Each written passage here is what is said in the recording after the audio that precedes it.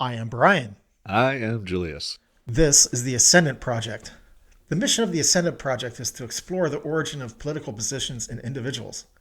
A contributor writes a 750-word article and then gets interviewed. The purpose of the interview is to bring out other views and hopefully life experiences that sent the author down the path to the position expressed. Although some debate will undoubtedly occur, this is not intended to be a forum for debate.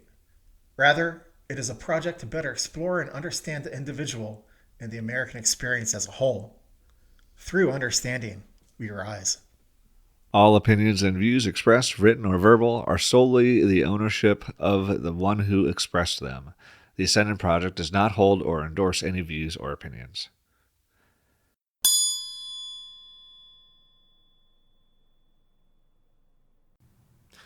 I'm Brian Smyers, And I'm Julius Knapp. and this is the Ascendant Project Insert Edition.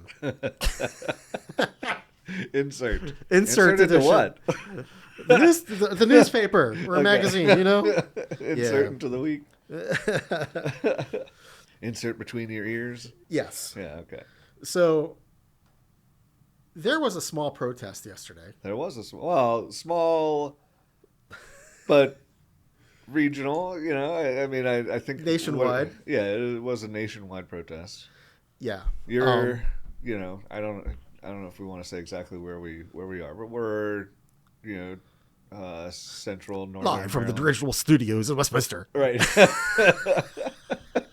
Carroll County, Maryland, and Frederick, Maryland. I mean, we've been pretty cognizant. We've been pretty open about where we are in previous episodes, especially our discussion about Joe Manchin. Yes. So yeah. I think people can probably narrow us down. Yep.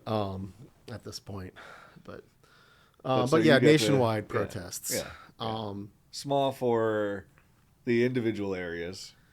Like me being in Carroll, Carroll is not an especially populous area. Frederick is a kind of emerging area, though. So Yeah. Actually, it's Maryland's second largest city, believe it or not. What? Yeah, it's technically bigger than Rockville or Gaithersburg or Bethesda, and I think Like it's in terms of land size or population? population. Okay. But those stats are about city limits. So Oh. Okay. you're not considering the people who live outside of Gaithersburg, but Right. And like the we suburbs. are still considered Gaithersburg in our heads. Right. So, but yeah, Frederick has been Maryland's second largest city for probably a decade at this point. Yeah. But yeah, so a few hundred here in Westminster, which Few hundred. which is what, a town of 20,000 or so. I think it's maybe shrunk to like a little bit more than, it's like 18 and a half, maybe almost 19,000. Wow. Yeah. So not huge. Right. But to be honest, like Carroll and Westminster are very politically active. We moved here 15 years ago almost, and I've seen many protests in the heart of Westminster, downtown Westminster. But this was definitely the largest, Yeah. by far. Yeah. So for comparison, Frederick is 78,000 people, Okay. and I just wikied both of them. In Westminster is 20,000. It is 20. Okay. Yeah. Okay. Yeah. It's like 19,996 or something like that. It's 20,000. Splitting hairs. Yeah. Yep. Exactly. But we wound up out of a population of 78,000. We had they said, what was it, like 1,000 people show? I think that's what. Yeah. I mean, I haven't seen the numbers yet, but that's I think what you told me Yeah, earlier. I think Frederick News Post said 1,000 people showed up. And I kind of have a humorous story because I kind of wanted to go there to primarily get into discussions. Mm-hmm. And, I wasn't exactly truthful about why I was there. I mean, I supported everything that they were for. Mm-hmm. And yeah, there was a huge part of me that wanted to be counted. But at the same point in time, I was there primarily for this. Uh-huh. And I'm like, how straightforward do I need to be? I don't know. I mean, I really probably should talk to like a journalist or whatnot Yeah, I'm sure there's some some ethics. ethics going on Yeah. in the discussions I got Yeah, we into. should probably take some kind of like journalistic ethics primer. Yeah, some sort of primer, some sort of course. Yeah. I mean, I'd hate to be talking to somebody and then realizing who I am. Like, oh, this guy was not really truthful about who he was, Right. and I would hate to have that on me. But so I mean, with the first discussion I got into, I was like, yeah, I'm not exactly sure, why I'm here. That's how I put it. Yeah. So, which was vague Well, enough. to be clear, you were there in your Ovechkin jersey. I was because I wanted to talk to people. Yeah. Which, by the way, is potentially greater news. He tied Gretzky. He tied Gretzky. That's right. In one fewer game. In one fewer game. All the people who said he should retire. Yeah. Can retire themselves. So I felt that wearing my Ovechkin jersey, would definitely invite people to come up to me and start discussions, and I was right. Yeah. And hockey is a crazy sport like that too. I mean, I can be walking down the street in the middle of summer with a Caps jersey on, and you get feedback from the people around you who are hockey fans. And I don't think you necessarily get that sort of feedback from football fans if you're wearing a t-shirt or a jersey in the off season. I'm like, oh yeah, whatever. Well, my guess, this is a hot take. My guess is that football has a lot more casual fans than hockey does. Yeah. It also does not help that we are like right sandwiched. Where you and I live, we're kind of like sandwiched between the Caps region and the Pens region, which does not help at all. Oh yeah, I mean, you know where that line is, right? I know it's close to here because there's a fuck ton of Pens fans. Okay, so when you're at my house or at my condo, you look out the freaking window and you see the Blue Ridge Mountains. Yeah, that's the line. It's like everything west, they're all like Hagerstown and West, they're all Pens fans. Yeah. Even though they're further away. Yeah. But, it's a culture thing. And perhaps, that's a good segue back to where we began. Yes. It's, west of the Blue Ridge is a completely different culture, much like our mansion discussion, than it is east of the Blue Ridge. The accents are different, even. How you look at the world's different. It's a lot more conservative over there. Yeah. Nowhere near as many people with government jobs or contracting jobs. Yeah, I mean that affects perspective. Oh no, it absolutely does. But and I do think that and it affects if you like the Pens or not. Yeah. Sadly. Yeah. You are starting to see that some of that demographic shift, though. Yeah. As housing in Maryland and is kind of unobtainable for. Well, for me, I've said for years, as I interrupt you, if you really want to see how much wealth is getting concentrated, look at your commute time over the decades. Mm-hmm. You have to work further and further away from work. Or you have to live further and further away from work and drive longer to afford where you live. That's the effect of the concentration of wealth in this country. Mm. Yeah. It's getting sopped from the middle class to where you can't afford to live where you work. Uh-huh. Whereas, in 1973, a single breadwinner could afford the house and the mortgage and everything else. Yeah. So back to the protests. Yeah. What were your impressions looking out your window in Westminster? So looking out my window in Westminster. So I'm gonna You're looking out your bathroom window, right? In Westminster. Yeah. So I think I've mentioned this in a previous podcast. I'm also a business owner, and I have an office in downtown Westminster. I've been in my office for a few of the recent protests. As my first impression for any of these, as an American, I'm always excited to see people exercising their right to free and peaceful assembly. Right. I think if we stop exercising those rights, they stop having any meaning. And so I'm always excited to see people, regardless of what the protest is. I love that people do that. I love the civic participation, all of it. I was the thing that kind of caught me specifically about yesterday's protest was first the scale. The scale was huge.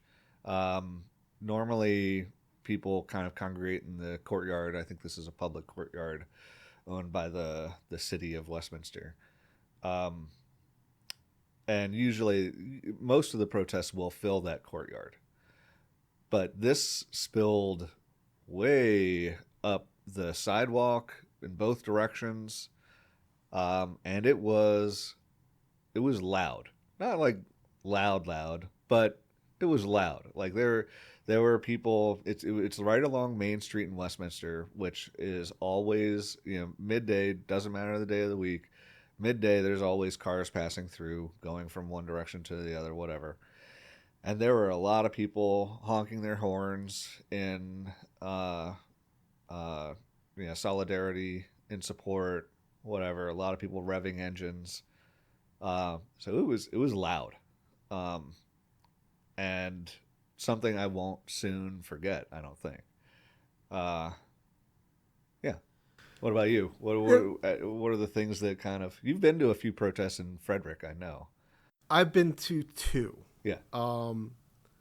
And it's weird because, I kind of straddled the line of participating and not yesterday, even though I was walking through the crowd. Therefore, I was, for all intents and purposes, counted. Sure.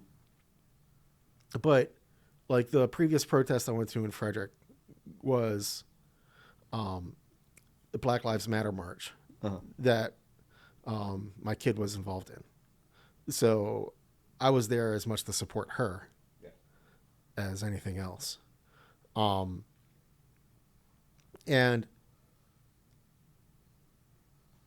I misgendered her and support them. It's so hard. It does not roll off the tongue. But trying to do what's right. Yeah. And nonetheless, and previous before that, my wife and I attended the joint rally of Stephen Colbert and John Stewart. John Stewart. Yeah. Yep. The rally to restore sanity and or fear. Yes. That was actually a great rally. I actually liked that one a lot. You went to that one too? I didn't go to that one. I saw that one, but that one, as rallies go, I think it was right on point. It had a very unifying message. People from both sides were participating. And so that's what I appreciated most about it.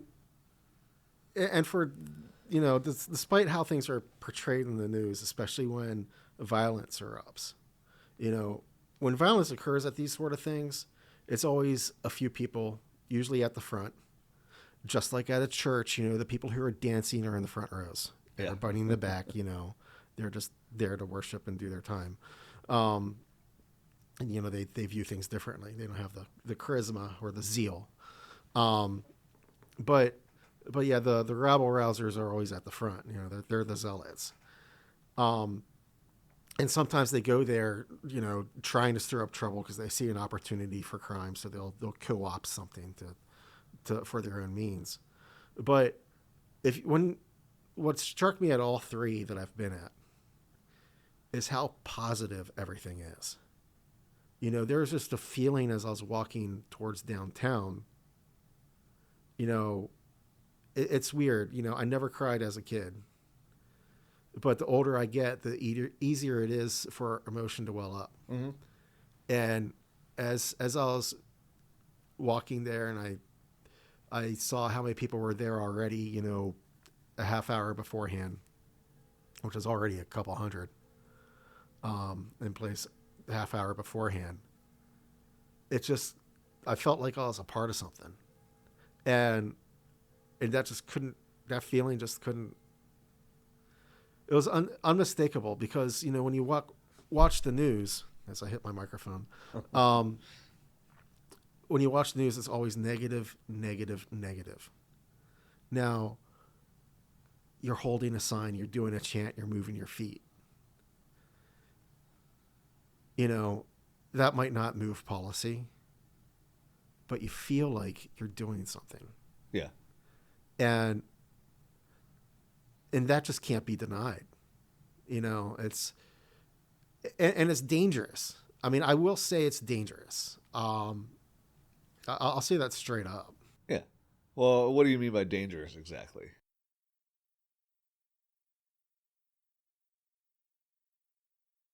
It's like a cult. Okay. You enter a cult feeling so freaking good, feeling like you're part of something greater than part of you. Sure. And so you want to do more, and you get sucked in, and it's very easy to get into groupthink. Yeah. That's the danger. Yeah. Which I think is a great allusion to your upcoming article. Sure. So. Well, upcoming by the time this releases, it maybe will have already come out. I don't know, but yeah. Well, this will release on Wednesday. On Wednesday. Your article will probably come out. Yes. Saturday Okay. after. Yeah. All right. Fair enough. Yeah. Okay. So no, actually, your article might come out when you're away. Okay. Because we have Nick to do. Yes. Yes. And I want to get him in here ASAP. Yes. Published ASAP. Yes, absolutely. I agree. So it might be 2 weeks from now for your article. Yeah. Okay. Well, that's fine. So So you mentioned danger, and I have a lot of feelings on that word. I think if it wasn't dangerous, it wouldn't mean anything. And fair enough. And I don't mean like people have to be risking their lives to do this, but they are risking their identities. They're risking their place among their peers. And many people where they work. Yep. I was this here. Is a very government big area. People with government jobs if they, that could be viewed as a conflict of interest, and you could lose it. Yeah, especially if you have a clearance. Fortunately, and say what you will about the federal government, but the federal government has, they don't really have a social media policy the way like like businesses do. Right. So if you're like a low-level person, you post something, that's your right. That's your freedom of speech. Your government, your employer is literally the government, and you are supposed to be protected via the Constitution from your government, regardless of whether they're your employer or not. But anyway, having said all of that, I was here at the office with a with a Republican. And I suggested to them actually that, hey, why don't you just go outside and take a look? And he said, I'm a Republican, and he's a double Trumper. And he said, you know what they do to people like me out there? I said, I didn't. I just kind of let it go. But I was kind of thinking, like, first of all, what does a Republican look like? You don't have to go out there and shout it. It's all about approach. Right. I mean, if this podcast is about anything, it's about approach. Yeah. And, if he goes here, and, he could even say, I'm a Republican. I want to learn more. Yeah. And quite honestly, that would go boom. I don't have any numbers. I would love to see some statistics about this, and I don't think we'll get some until, we're more into the week. But I don't think you get to a protest of that size in Westminster without there being people from both sides participating. Yes. And so it does seem like there is becoming, and especially this past week has been terrible for people's 401ks. I think the general population in Westminster and Carroll is maybe a little bit older, people closer to retirement, and they're looking forward to doing that. And so I do think there were probably some people from the other side who are looking at the way the economy has been going, especially over the past few days. Really, it hasn't even been a week, and becoming more disenfranchised with the administration. So I really wouldn't be surprised if there were if there wasn't a substantial Republican presence at the protest, at least here in Westminster. Well, the Baltimore Sun this morning, when they were talking about the Westminster protest, they noticed something that I noticed in Frederick. Yeah. I'm 51 years old. There really weren't that many people younger than me there. And that's what they said about Westminster. And again, we kind of talked about this before we went on air, but it is April. Like, it is April. But it's the truth to be told, I don't know what to make of that. Because usually the people who protest are the younger. Yes. It's usually the youth movement that drives big things. It's the youth movement that really drove Black Lives Matter. It was their backbone. It was Gen Z especially, and with a lot of millennials, really made a difference in that movement. And here it's a completely different thing. And so, and the BLM protests, I feel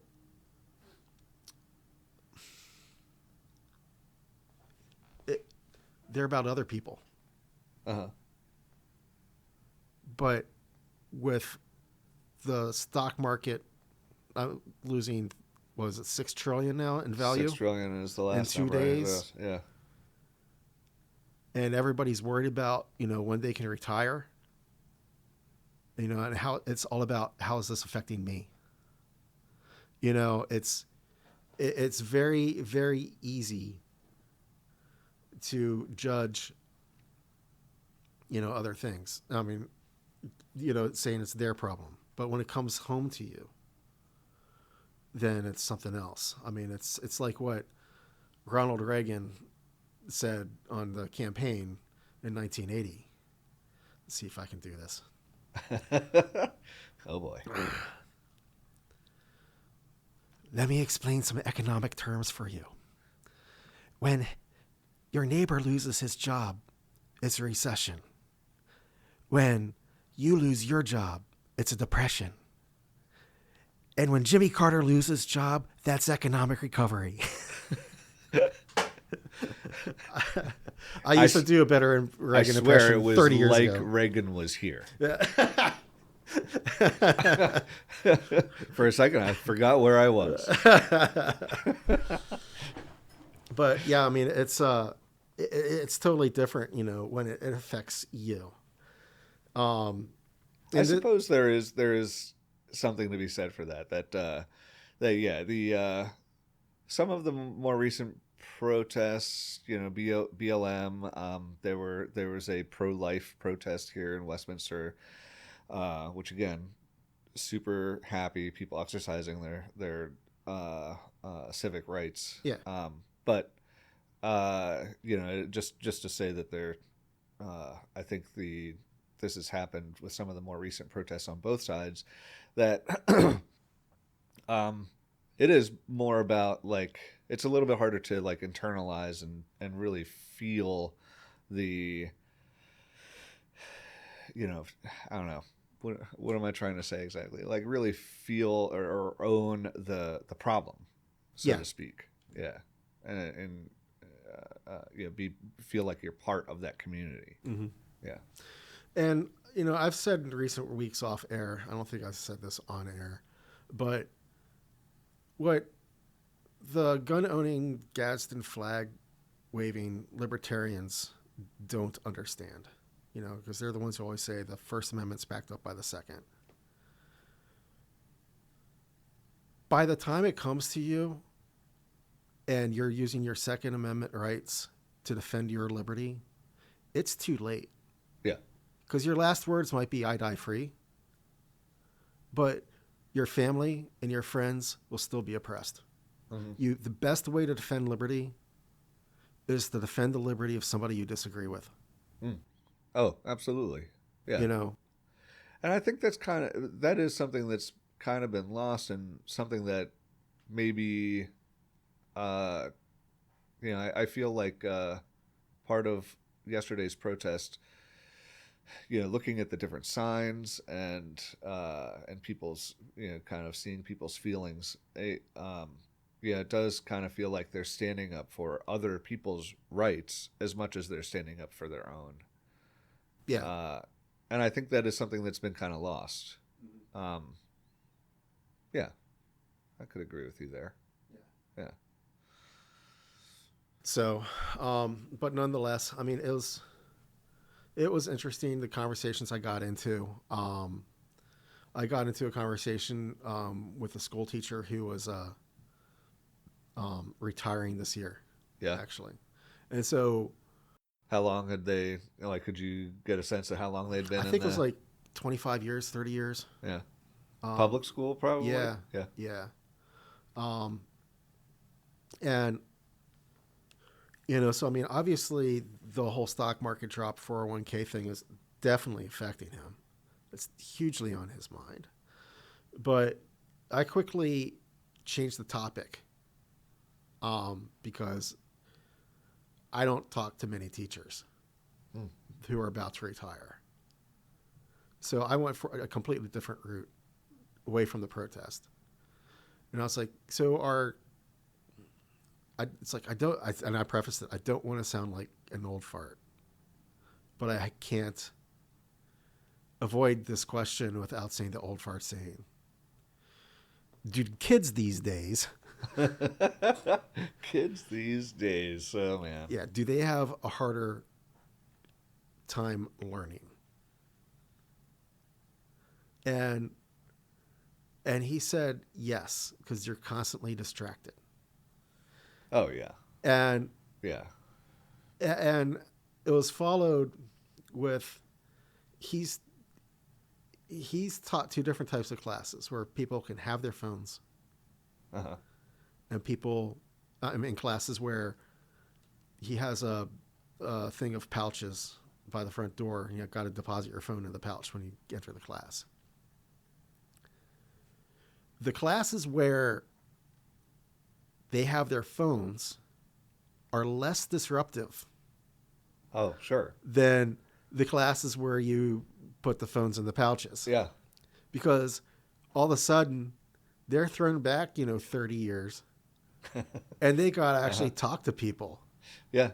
They got to relearn how to. Yeah, they got to relearn how to interact. Yep. And they're learning all the extracurricular lessons of life during class, right, which are needed, as opposed to the curriculum of the class, which was like a high school architecture class. Right. But it was just really. I found that really interesting. And when I think about that,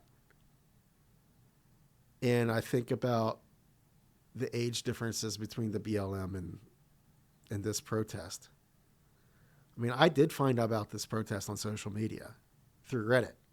Oh, through Reddit? Yeah, it was Reddit. Go figure. Oh. Usually it comes across my Facebook feed or my Instagram Well, feed. I found out of it from you. You took like a screenshot of your Facebook. Was that off of Facebook? Yeah. Okay. Well, I mean, either way. Yeah, I thought I screenshotted. They do say Facebook is one for, our generation of people. Yeah. But, once again, though, I mean, he was talking about TikTok. Uh-huh. And he's like, yeah, and he asked this class, where they get their news, and they get it off of TikTok. Yep. And we both lamented, it isn't just the algorithm for good news. TikTok is way too short to convey a complex issue. Yeah, absolutely. There's no nuance. No. There's no, really understanding the issue. Right. It's all provoking a reaction. Right. And, it's the root word of politics is policy, right? Or shares the same root word as policy. Yes. And in order to make a policy, you have to understand the complexities of an issue. I mean, it takes a lot. Absolutely. It takes a lot to run for office, whether it be, county executive or city council, nothing national even. Yeah. And craft a policy, because any issue you're working on is complex enough to where you will not please everyone, and there will be a good chunk of the population that's against what policy you helped craft, even though you're the one who studied the issue. You looked at it from both sides. Right. You did all the freaking work. You worked the budget numbers. It's just like, I mean, you see that all the time, and like you saw that over COVID with all the medical professionals saying, I have degrees in virology and all of this. But somebody does 5 minutes worth of internet research and thinks they're the expert. Yeah, I mean, it's you posed the question in our last interview about political parties, and it's that's where the negative side of political parties comes in, because you're dealing with the groupthink. You're dealing with the loyalty. Yeah. You're dealing with,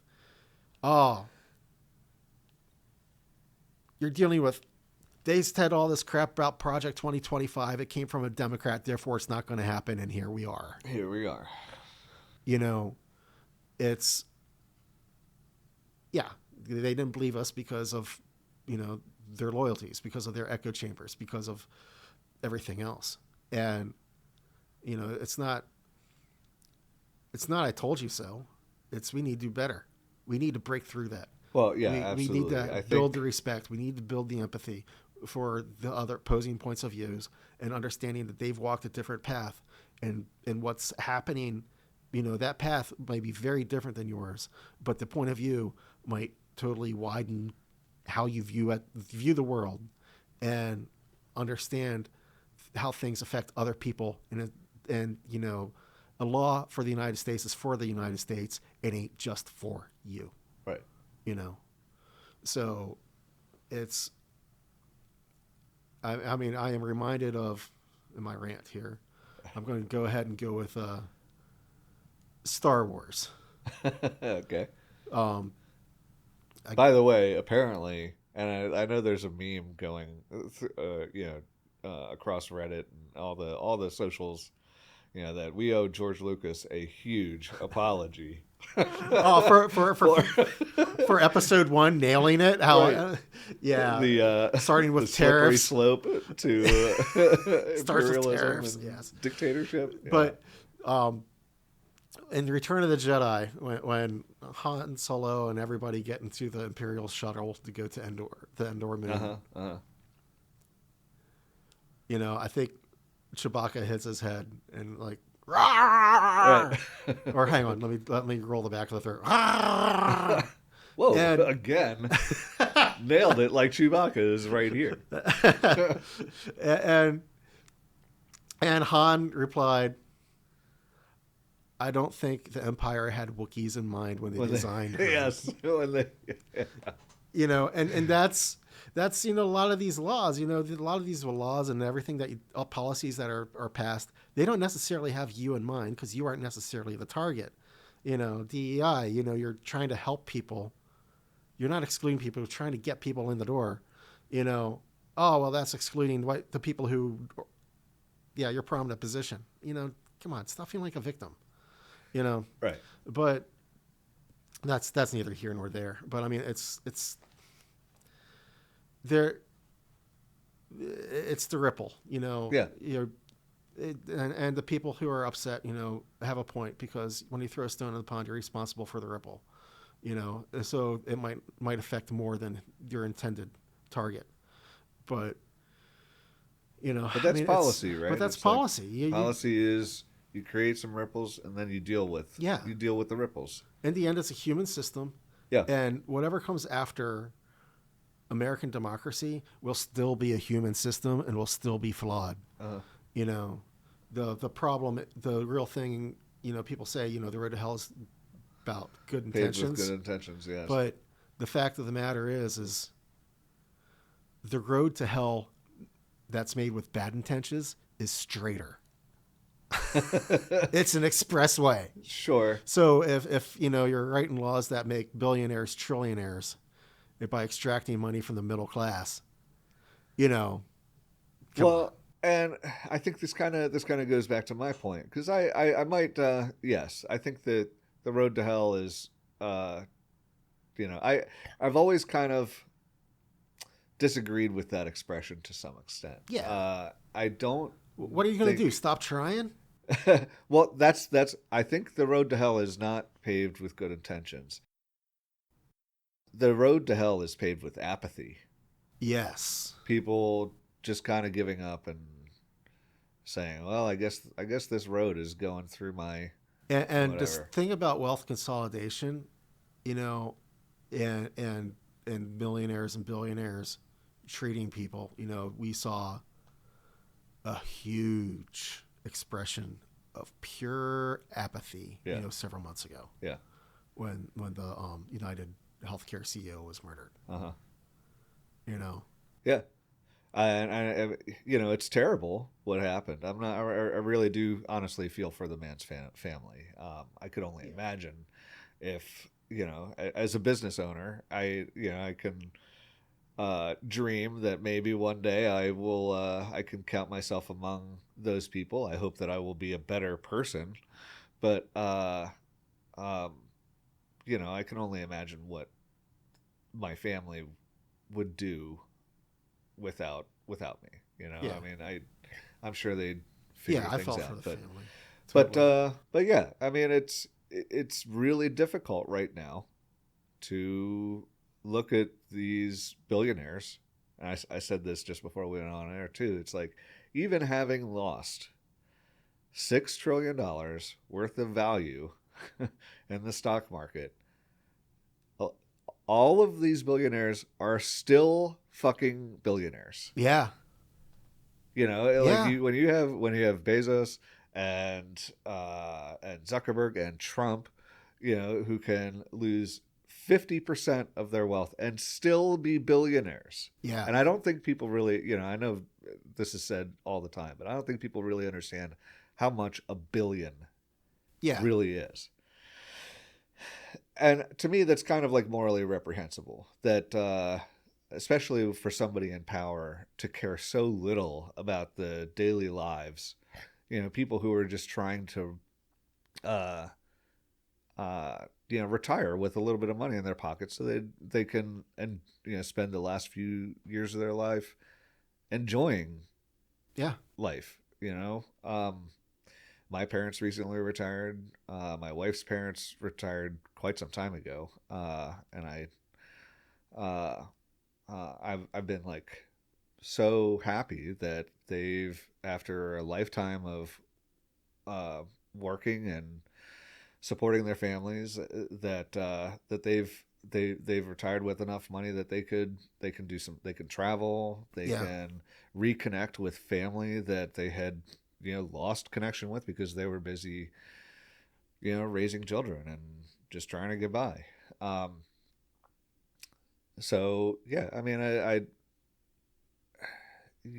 I truly hope no one looks at Luigi and what happened with the healthcare CEO and thinks that anybody's happy. Yeah. Per se. And I mean, the people that are happy probably need to really rethink. But I mean, I remember when it happened, and social media was like, sorry, my interest has been denied or whatever. Uh-huh. And it was being held up as hate speech, and I actually responded to one person who said this. I was like, no, you don't understand. If you hate someone, you care. Sure. We don't. Uh-huh. So you're mistaking hatred for apathy. And, we feel nothing. We're completely numb to this. And Right. it's not like we're cheering him on No. for the murder, because we aren't. Yeah, we feel for the family, but we don't give a flying rat's ass about him. And that's just the way it is. I mean, it's not that because we felt that he didn't, and insurance companies don't give a rat's ass about us. Yeah, they don't have our best interests. Yeah, At heart. because the way healthcare should be run is, it goes into a fund, preferably through the government, and then the healthcare provider gets reimbursed, single payer. Right. The reason why we don't have this, or the health insurance companies needed to be nonprofit, which they were, and then they just get reimbursed. But now health insurance companies are for profit, and they have these doctors that override your doctor and manage your care. They call it healthcare management. What the fuck are they doing managing my healthcare? I'm paying them to reimburse me or pay the provider for healthcare. Yeah. They should not be managing my care. I am managing my care, and my doctor is managing my care. Health insurance companies need to stay the fuck out of it. Yeah. So I also, to kind of like add to the point, I also think, and I don't think this normally of other policies by any means, but I think single payer, or at least having the government involved or more deeply involved, at least those things become law, right? Yeah. You then as a citizen, just by virtue of being a citizen, you have a legal recourse to say why, it's in the law, this thing is covered for me. Yeah. You're not following the law, and there are repercussions for that, whereas as a private company, they can change their policy whenever they want, really. Yeah. They can demand binding arbitration rather than court. Yeah. There's all kinds of reasons I dislike the current system. But having said all that, Well, can I make one more point before we segue? Yeah, go ahead. Like with healthcare, like what they're doing to the VA, with Social Security, wanting to gut that and privatize that, destroying the Department of Education so that way there'll be a lot more pressure to privatize schools. This is not about your kids' education. This is not about the health of your retirement. This is about privatizing these things so billionaires become trillionaires and you have to bear more of the cost. It's about taking the money from you. Yeah, I agree. And they do not have your interests at heart. No. They never have. No. The reason why these things were set up during the Great Depression is because too many boss tweeds out there, which was, 100 years before, 70 years before the Great Depression, but still. But people like him, they were just hoarding too much wealth, and the people couldn't survive because they're hoarding so freaking much. Right. I remember, I think I brought this up, but I used to listen to Rush Limbaugh back when I was conservative in high school and first couple years of college. And one of the things Rush Limbaugh would say is, using the tax code to redistribute, progressive taxes are wealth redistribution. What Rush never said, and I agree with him on this, because if something is true, then the equation works backwards. Okay. A tax, cutting taxes for the rich then is about wealth consolidation. He never said that part. And so it's all about consolidating wealth and consolidating power. And, and I feel like average people, at least of our age, are beginning to understand this. And it's beginning to rise up. And I'm not looping back to the protests. I am not sure, and I have serious concerns about whether or not these protests can continue to grow and continue to get across the aisle and continue to get big and become bigger and actually make a difference without the youth component. Because there's a reason why they send 18-year-olds to war. And that reason is because they're easy to mobilize and they are easy to train. And, they're a lot more malleable, a lot less set in their ways. And it's why churches, need youth to keep, to grow the institutions, for the next generation. Yeah. You got to bring people in. And without the youth backbone to this, I am scared that the authoritarians and oligarchs will win. Huh. Okay. Well, then maybe that's a decent segue. So we talked about the road to hell being paved by apathy. Yeah. We talked about being somewhat apathetic regarding the United Healthcare CEO. We talked about these protests. Let's project out. What do you think? I know you and I have talked about this. I kind of disagree with you a little bit, but let's project out to the summer. What do you think? Well, I also began this by saying, it's dangerous. Yes. Because I'm talking about the need for groupthink right there. Okay. Yeah. Well, so project out. What do you think the summer looks like? I still think it's going to be a very hot summer. I tried. Like beyond I tried. Middle of COVID? Well, COVID, BLM benefited from COVID because everybody. Well, in the sense that it got a lot of attention, I suppose. Well, not only that, but everybody was at home. So they could watch the news during the day. Right. As opposed to work, catch a half hour of news, make dinner, go to bed. Yeah. If you're working, 8 to 5, there's actually and you're a good employee, you're going to be ill-informed. So many companies don't want you surfing to news sites. Right. Because they don't want you to know what's going on. But in order to understand issues with nuance, you kind of got to get more than that half hour a day, But yeah. Yeah, you have to do a little bit of.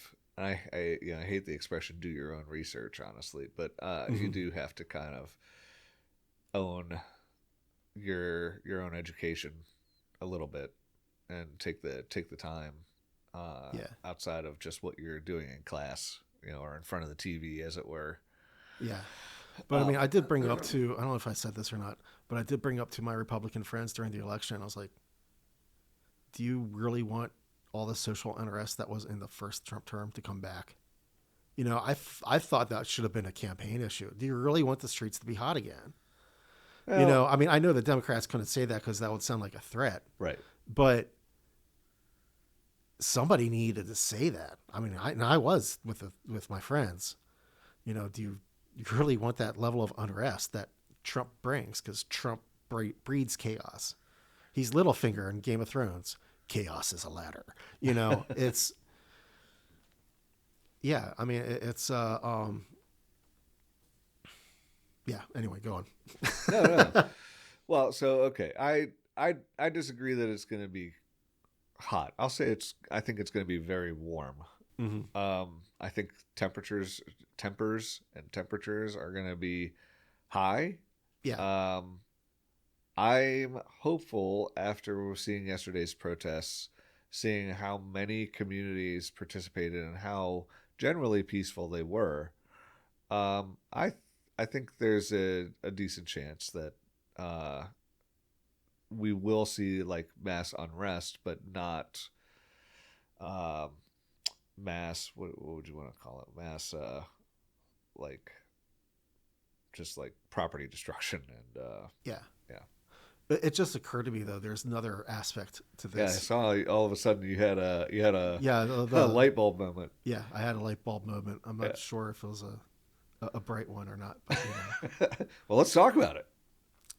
There's another aspect of what's What going better on. way to get a bad idea out than on the air? Exactly, Right. 100%. There's another aspect to this. Yeah. And it might explain the lack of youth. Okay.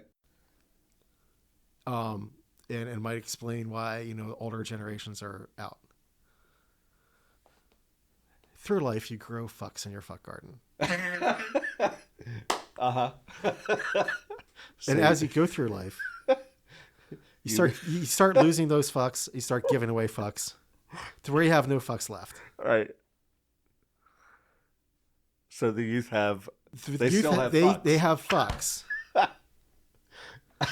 and the thing is they're seeing things like people with green cards who are here legally being deported without warning because of an editorial they wrote 4 years ago. Mm-hmm.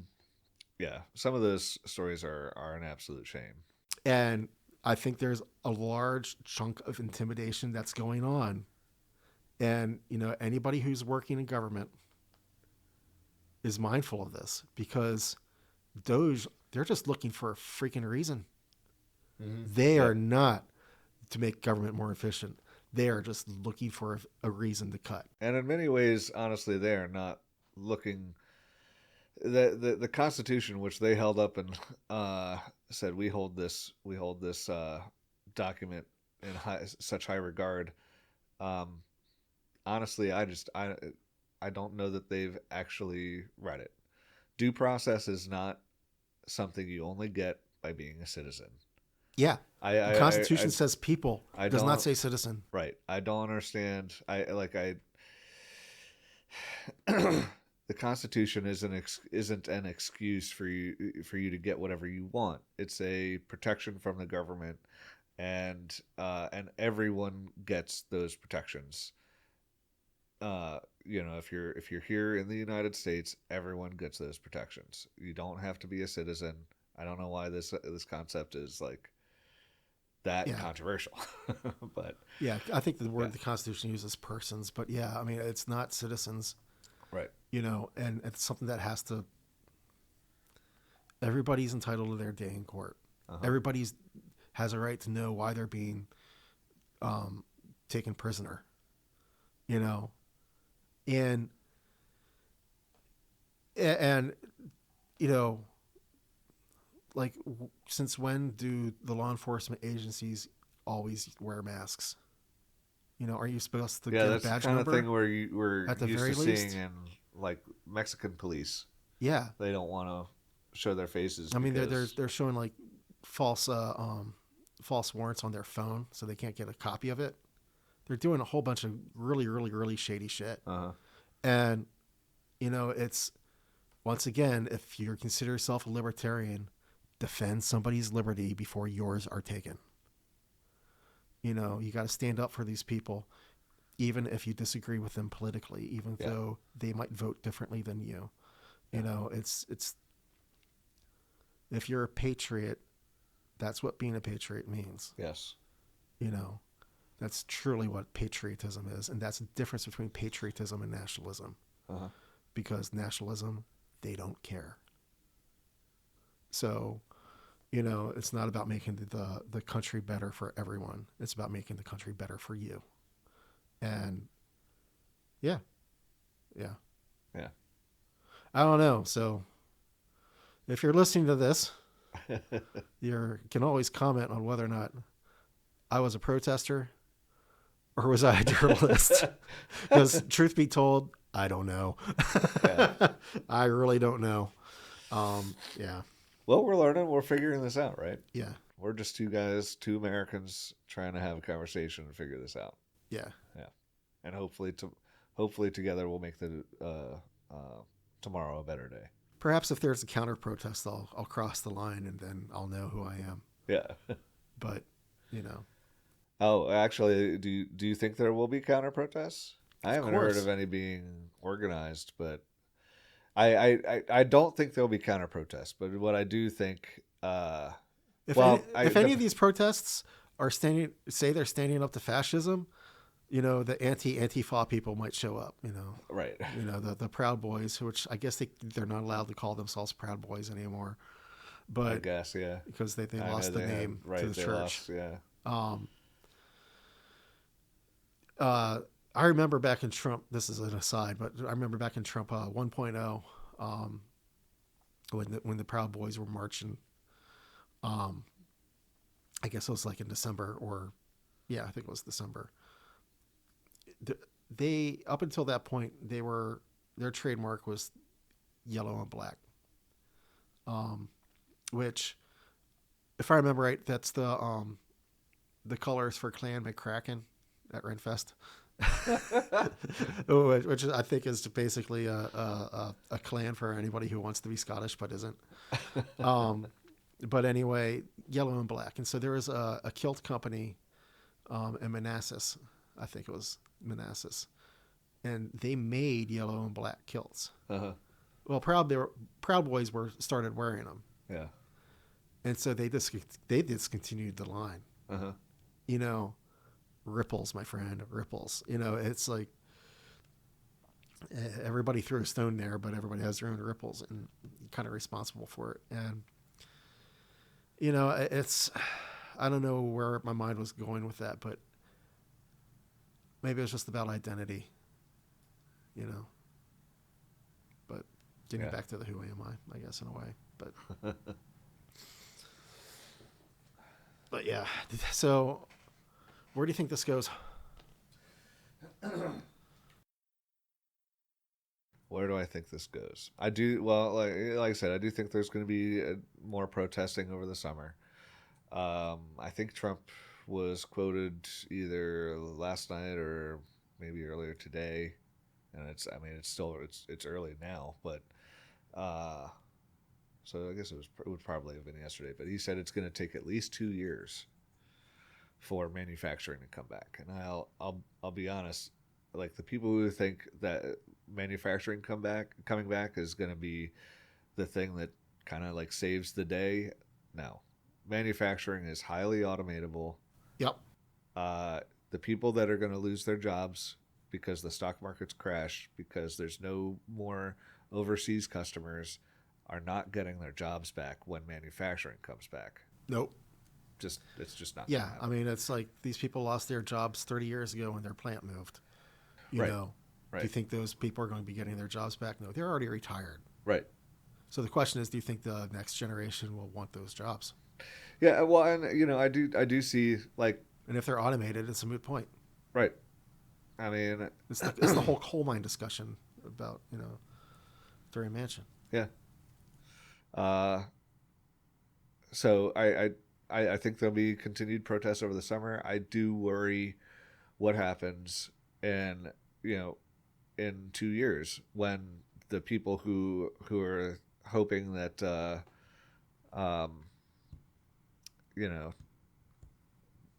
hoping that Trump had some kind of master plan, that this was all to get to that point 2 years from now, when now all of a sudden wages have risen, prices are down, you're getting your job back.